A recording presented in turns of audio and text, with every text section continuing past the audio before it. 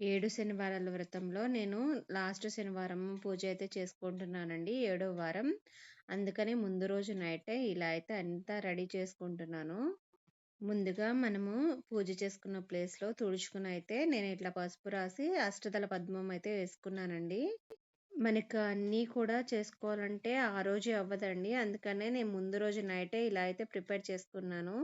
ఇలా చెక్క తీసుకొని పసుపు రాసి బొట్లు పెట్టి దాని మీద కూడా ముగ్గైతే వేసుకున్నానండి. కింద పీఠం పెట్టే దగ్గరేమో అష్టదళ పద్మం అయితే వేసుకున్నాను.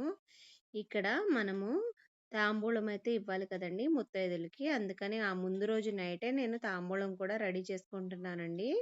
ఒక జాకెట్ పీస్, తమలపాకులు, పసుపు, కుంకుమ అండ్ ఒక్క అరటిపళ్ళైతే నేను ఇట్లా ప్యాకింగ్ అయితే చేసుకున్నాను.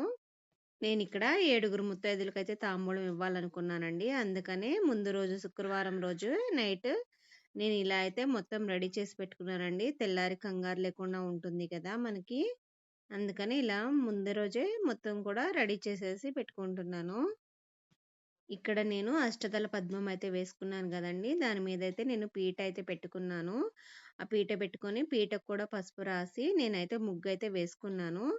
ఇలా బ్యాక్‌గ్రౌండ్ డెకరేషన్ కూడా చేసుకున్నానండి. క్లాత్ తీసుకొని క్లాత్ అయితే కట్టేసాను. అలాగే మనం ముత్తైదులని భోజనానికైతే పిలుస్తాం గదండీ! దంపతుల్ని. అందుకనే నేనిక్కడ వంటకు కూడా ఆ నైటే ప్రిపేర్ చేసేసుకున్నానండి. అంటే తెల్లారి అయితే కుదరదు గదా మనకి. అందుకని ముందు రోజే నైటే అన్నీ రెడీ చేసేసి అయితే పెట్టుకున్నాను. నేనైతే 2 జంటలనైతే పిలుచుకున్నానండి భోజనానికి. నేను ఇద్దరు దంపతులనైతే పిలుచుకున్నానండి. దానికి సంబంధించిన వంట కోసం ఇక్కడ మొత్తం రెడీ చేసి పెట్టుకున్నాను. సాంబారు, పాయసము, రైసు. నాకు శుక్రవారం నిద్రపోయేపాటికి 1 అయిందండి. ఇంకా ఎర్లీ మార్నింగ్ అయితే మళ్ళీ 1 అవర్ పడుకొని లేచేసాను. అయితే 2కైతే లేచానండి. వీడియో తీసేపాటికి ఒక హాఫ్ అన్ అవర్ అయితే అయింది. నేను శుక్రవారం నైటే నేను ముగ్గయితే వేసేసుకున్నానండి. కానీ సడెన్‌గా ఆ ముగ్గేసిన నైటే వర్షం అయితే వస్తుంది. అంటే మనం కష్టపడి వేసిన ముగ్గంతా పాడైపోతుంది గదండీ! అందుకని ఇట్లా కవర్ అయితే పెట్టుకున్నాను. నేను ఇదంతా కూడా శనివారం పూజ కోసం అయితే శుక్రవారం నైటే అరేంజ్ చేసుకున్నదండి. ఇలా గుమ్మాలని గానీ, వాకిలి కానీ మనం అందంగా అయితే అలంకరించుకోవాలి. నేనిక్కడ తులసి కోట దగ్గర అష్టదళ పద్మం కూడా వేసుకున్నానండి. లోపల పీఠం పెట్టే దగ్గర ఒక అష్టదళ పద్మం వేసుకున్నాను.